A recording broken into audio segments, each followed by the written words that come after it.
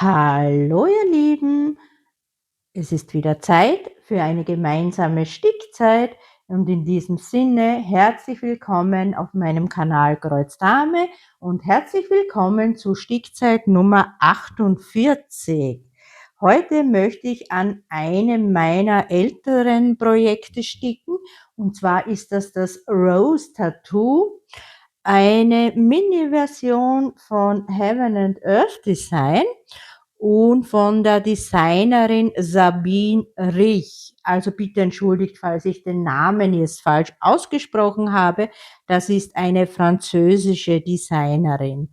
Ja, gekauft auf der Website von Heaven and Earth Design wird das Projekt 347 Stiche hoch und 225 Stiche breit. Farben hat es 61 und ich sticke es auf einen 18 Count Aida, ja, so vanillefärbigen Aida. Gestartet habe ich das Projekt im Januar 2022. Das heißt, es ist mittlerweile schon 4,5 Jahre alt. Ja, das letzte Mal gestickt im Juni dieses Jahres und jetzt zeige ich euch, wie es jetzt aussieht. Mittlerweile habe ich auch schon ein bisschen weiter gestickt und so sieht das jetzt aus der Nähe aus. Ihr seht, ich habe hier wieder meine gebarkten Fäden und ich habe hier in diesem Bereich schon weiter gestickt, aber nur so um die 200, 300 Kreuze in dem Bereich. Das heißt, hier fehlt noch ein Stück bis zum Seitenende und dann geht es in der nächsten Zeile weiter.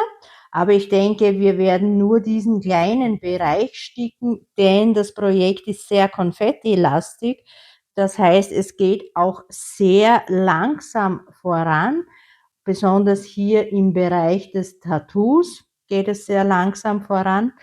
Aber ja, schauen wir mal, wie weit wir kommen. Und wie gesagt, ich glaube, es wird dieser kleine Bereich auch reichen. Ich zeige euch nun das Motiv noch ein bisschen aus der Ferne. Und da sieht das so aus. Es kommt ja schon wirklich sehr toll raus. Ich sticke es ja auch Seite für Seite und zwar diagonal. Das heißt, wenn diese Seite fertig ist, sticke ich hier links unten die nächste Seite weiter. Und ich glaube, hier fehlen noch 2 Seiten in der Höhe. Ja, die Breite ist schon vollständig. Ja, dann legen wir los. Wir sehen uns gleich wieder, wenn ich alles vorbereitet habe. Bis gleich. Und da bin ich auch schon wieder zurück. Ich habe hier jetzt alles vorbereitet. Die Fäden, die ich nicht benötige, habe ich hier ja weggegeben auf die Seite. Und die anderen, die in diesem Feld benötigt werden, die bleiben weiterhin hier hängen. Und ja, dann habe ich mir noch den Pattern Keeper vorbereitet. Den seht ihr dieses Mal nicht eingeblendet, denn das wird wahrscheinlich nur ein kurzes Video werden. Denn ja, heute habe ich leider nicht so viel Zeit zu sticken, aber so ist es nun mal im Leben. Also ja, life happens. Was soll man da sagen?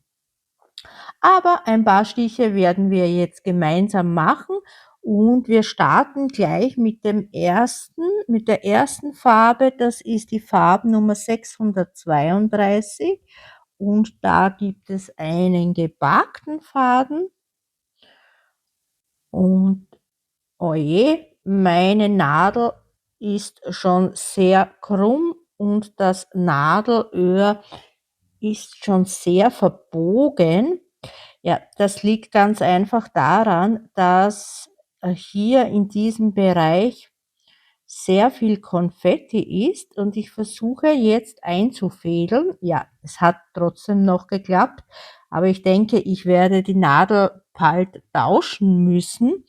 Und zwar, ja, ihr seht es hier im Bereich des Tattoos, ähm, gibt es sehr viel Konfetti, sehr viele einzelne Stiche und ja, von daher ist es dann auch teilweise wirklich schwer, noch mit der Nadel durch den Stoff zu stechen, da ja äh, immer oft nur ein einzelnes Kreuz zu sticken ist und dann gleich wieder vernäht wird.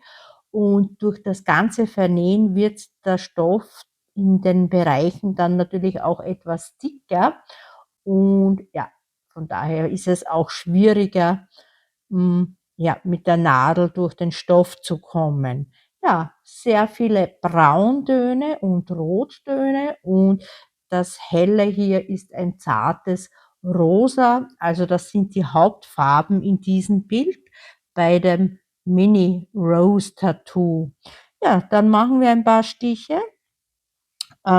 Wie gesagt, leider habe ich heute nur wenig Zeit, aber ein paar Stiche gehen immer.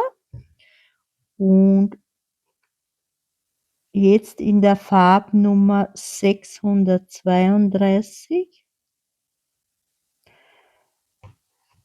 Ja.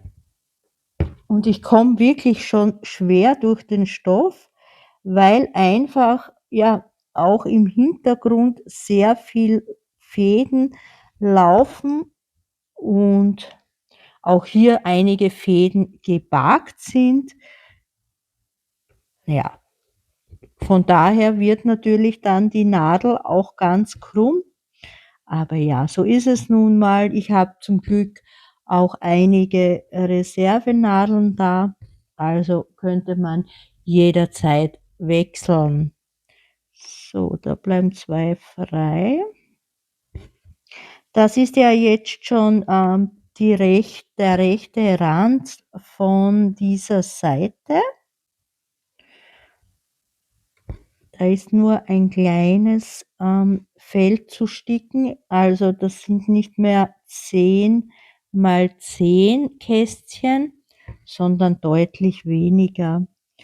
So, und dann haben wir 4 frei. 1, 2, 3, 4 und dann sticken wir nach unten.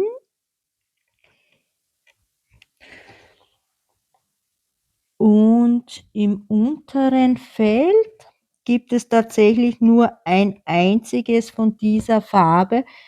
Also da sticke ich das dann natürlich jetzt auch mit, wenn wirklich nur mehr ein einziges ist, kann man das natürlich auch gleich mitsticken, auch wenn ich normalerweise den Faden backen würde. Bei einem einzelnen Kreuz mache ich das nicht.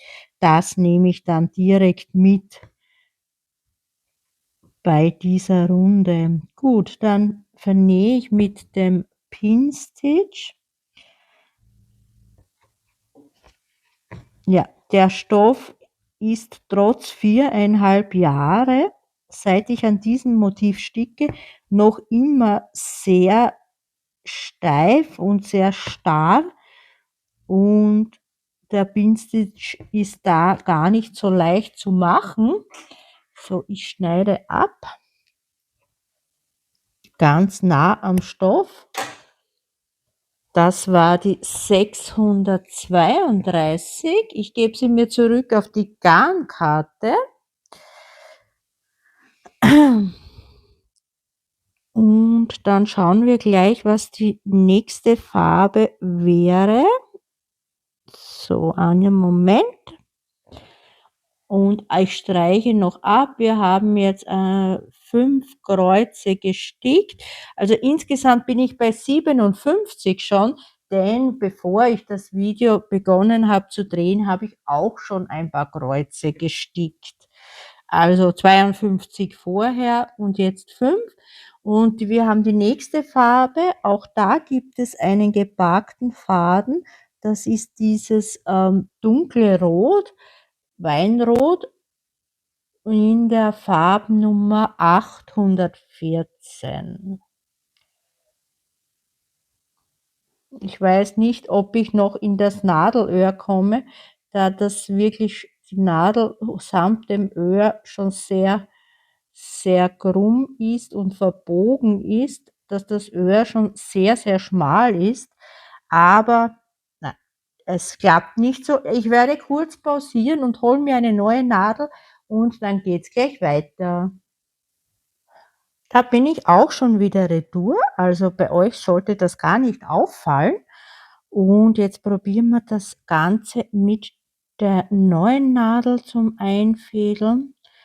Man muss ja auch sagen, ich sticke da mit CXC-Garn und das CXC-Garn ist natürlich, deutlich dicker als DMC-Garn oder auch das Garn von Painting Fairy.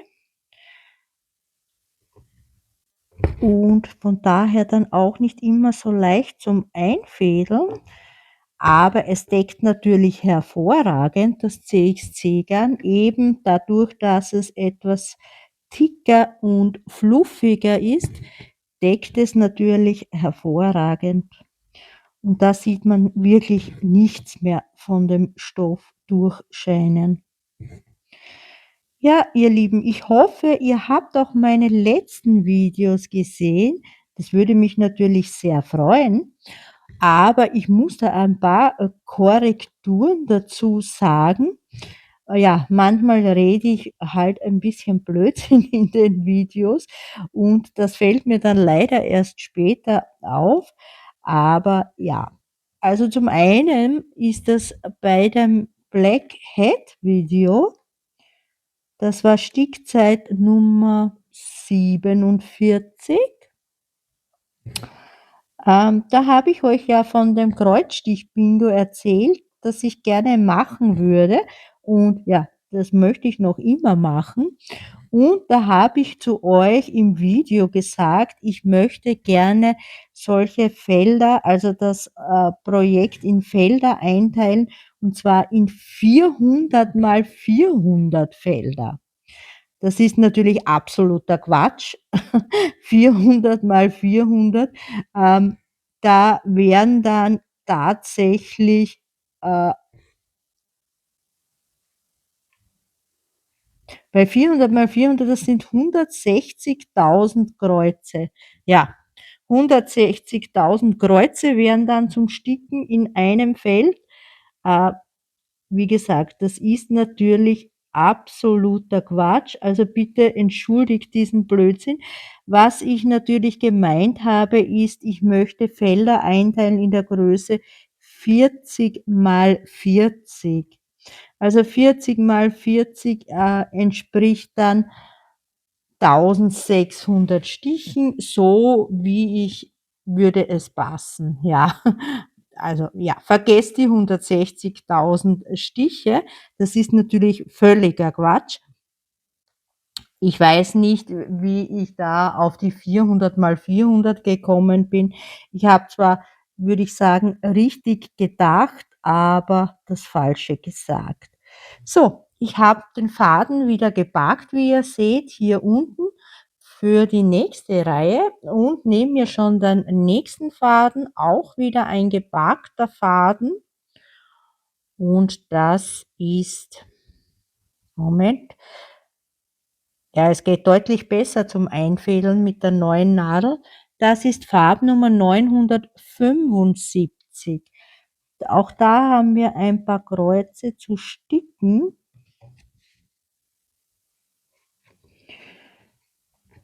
Und es geht wirklich teilweise schwer durch den Stoff. Da braucht man wirklich ein bisschen Gewalt.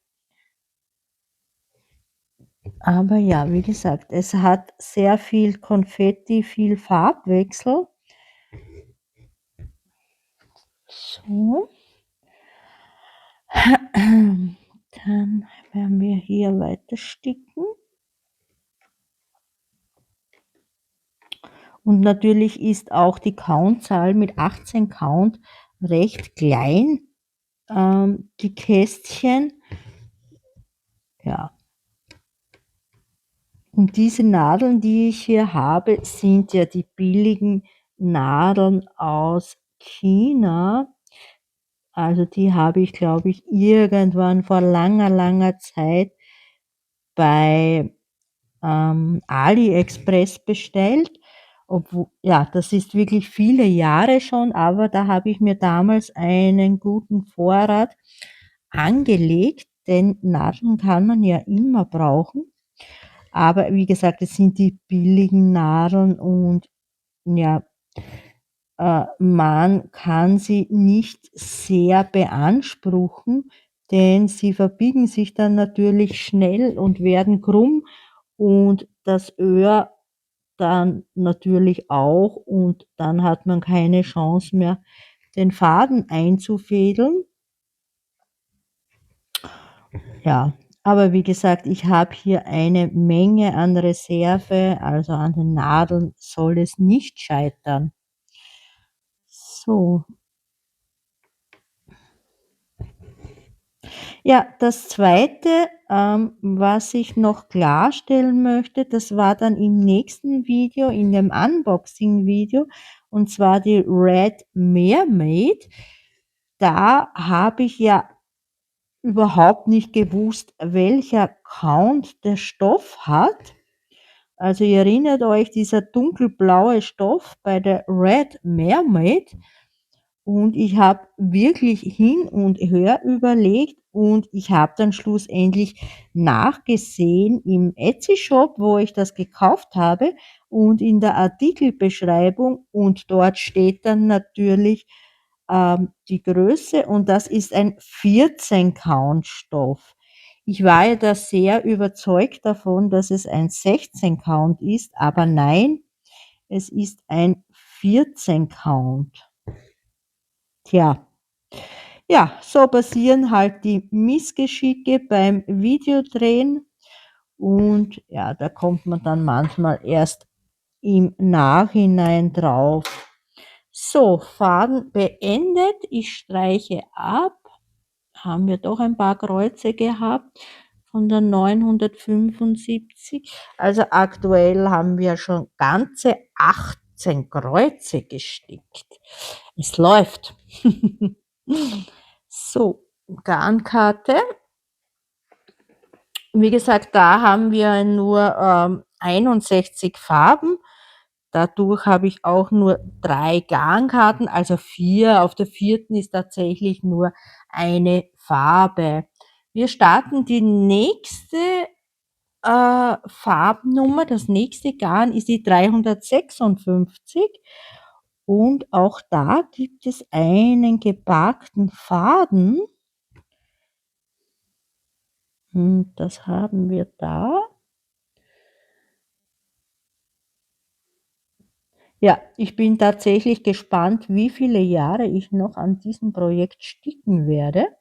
Aber es kommt natürlich jetzt auch darauf an, wie oft ich es mir mit dem Glücksrad erdrehen werde. Also wie oft es drankommt pro Monat. Es kann ja durchaus sein, dass ich es mehrere Monate nicht erdrehe. Dann wird es auch keinen Fortschritt an diesem Projekt geben. Ich habe ja Zeit. Es muss ja nicht alles schnell fertig werden. Das habe ich euch ja schon öfters erzählt. Mir geht es tatsächlich um das Sticken an sich selbst, nicht um das Fertigwerden der Projekte. Das ist zwar schön, aber ich würde das jetzt als eher ein Nebenziel bezeichnen. Wie gesagt, es geht mir einfach um das Sticken, um die Fortschritte zu sehen. Das macht schon Spaß, aber ich brauche jetzt nicht unbedingt ein Finish. Ja, apropos Finish. Ich habe tatsächlich ein Finish. Aber es ist noch nicht, wie soll ich sagen, ein paar Kleinigkeiten sind noch zu machen, aber ich glaube, als nächstes Video wird es dann tatsächlich ein Finish-Video geben, also etwas ganz Besonderes und Seltenes hier auf meinem Kanal. Würde mich freuen, wenn ihr dann auch wieder mit dabei seid beim nächsten Video. Und ja, also es gibt auch ab und an ein Finish. So, 2 Kreuze haben wir hier noch zu sticken.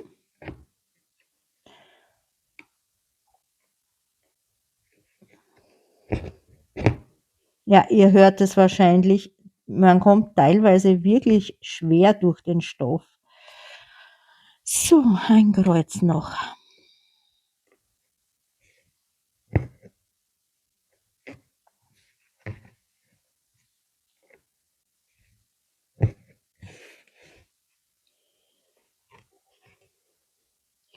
So, das Ganze vernähe ich wieder mit dem Pinstitch.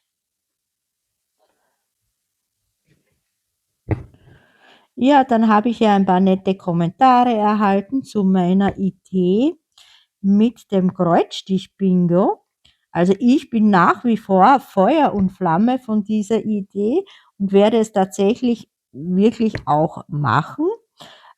Ich nehme euch dann natürlich wieder mit in einem Video, aber natürlich, wie gesagt, wie auch schon im letzten Stickzeit-Video gesagt, hat natürlich jetzt zur Zeit der Heaven and Earth Soul Vorrang.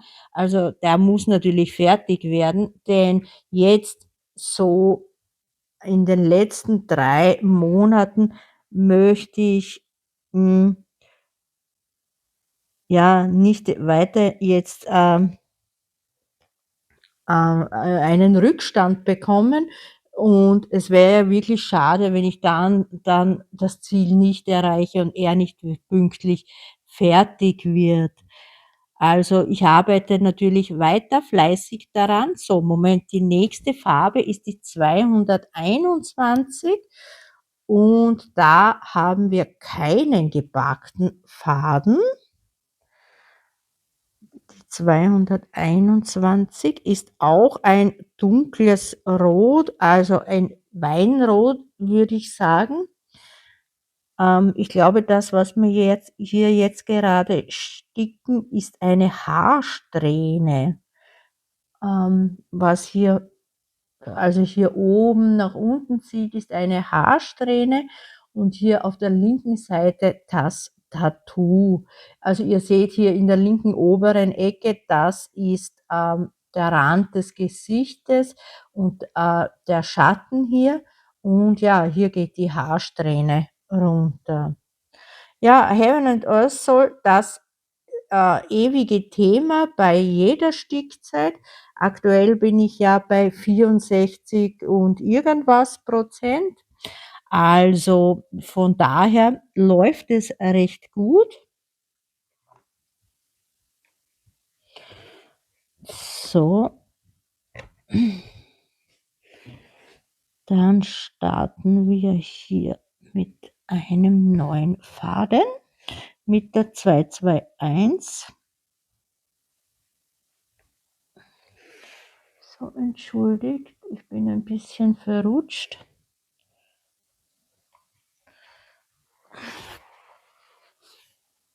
So. Ja, wie gesagt, aktuell läuft es recht gut. Also insgesamt bin ich ja auch mit meiner Methode sehr zufrieden, dass ich diese mir die Stiche berechnet habe, die ich pro Tag benötige, damit ich auch rechtzeitig fertig werde. Und bei mir sind das ja die 275 aktuell. Am Anfang hatte ich ja 242, aber da habe ich ja gerechnet, dass das Soll mit Ende Dezember fertig wird. Aber wie mir ja eine nette Zuschauerin in den Kommentaren geschrieben hat, der Soll muss bis 14. Dezember fertig sein, damit man dann auch seine Belohnungen erhält. Also hat sich die tägliche Stichanzahl auf 275 geändert. Also genau genommen sind es 272, aber ich habe da jetzt aufgerundet auf 275 pro Tag. Ah ja, wie gesagt, aktuell läuft es gut, also ich bin gut dabei und ich bin ja auch froh mit dieser Methode, komme ich trotzdem noch dazu, dass ich auch an meinen anderen Projekten sticke und das ist mir schon wichtig, denn nur am Heaven and Earth Soul zu sticken, wäre mir einfach viel zu langweilig. Also nur an diesem einen Projekt. Also, ich bin guter Dinge, ich kann es schaffen, fertig zu werden. Jetzt ist natürlich das Problem, es kommen bis 14. Dezember mir noch 2 Urlaube dazwischen. Und ihr wisst ja, wenn ich Urlaub habe, habe ich so gut, wie keine Zeit zu sticken, weil wir in den Urlauben einfach wirklich viel unternehmen, wir auch nie zu Hause sind, sondern natürlich auf Reisen sind. Und ja, von daher, ich werde auf jeden Fall den Soul mitnehmen.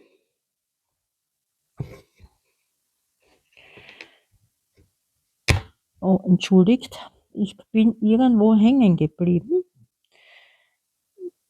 Ja, ich werde den Soul auf jeden Fall mitnehmen. Zum einen bin ich im Urlaub im September, aber da nur knapp eine Woche.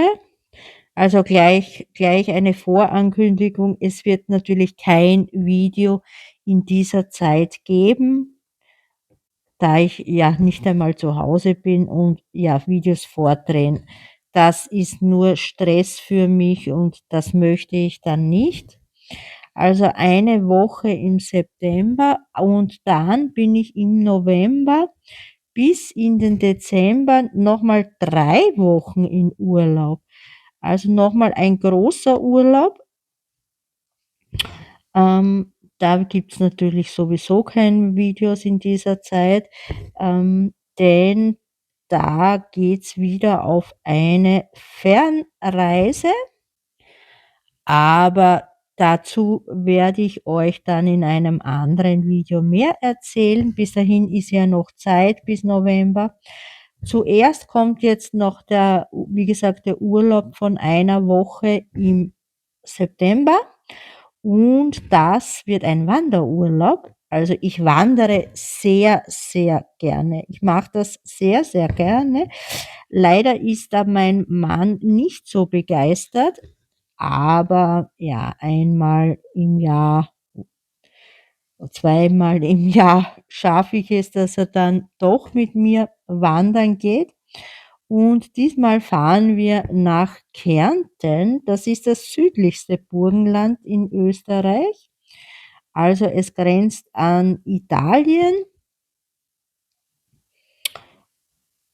und ja, dort gibt's auch ein wunderschönes Wandergebiet.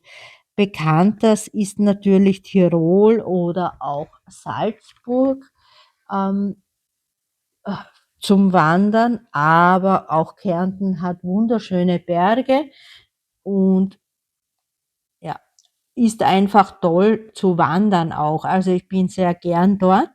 Es ist nicht das erste Mal, dass wir nach Kärnten fahren, aber es ist das erste Mal, dass wir in dieses Hotel fahren.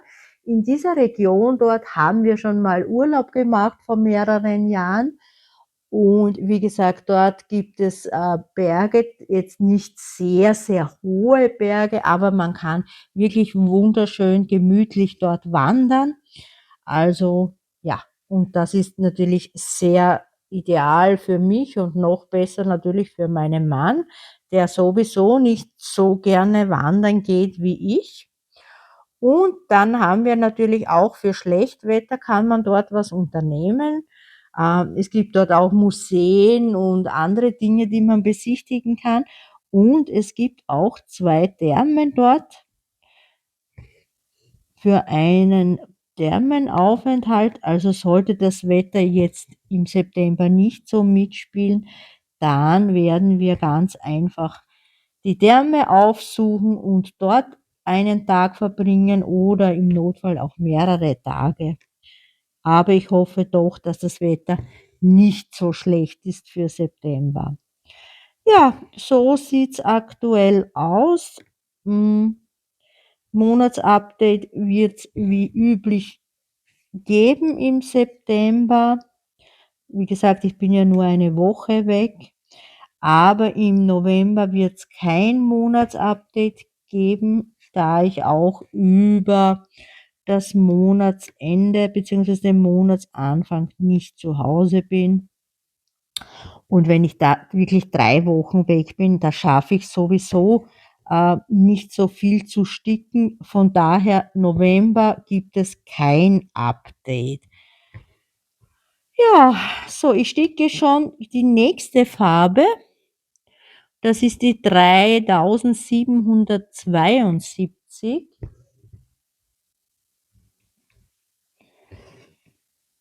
und auch die ist dann gleich fertig. Ja, man kann jetzt wieder deutlich erkennen, alles so Braun- und Rottöne. So, noch das letzte Kreuz. Und dann haben wir die halbe Stunde auch schon wieder voll.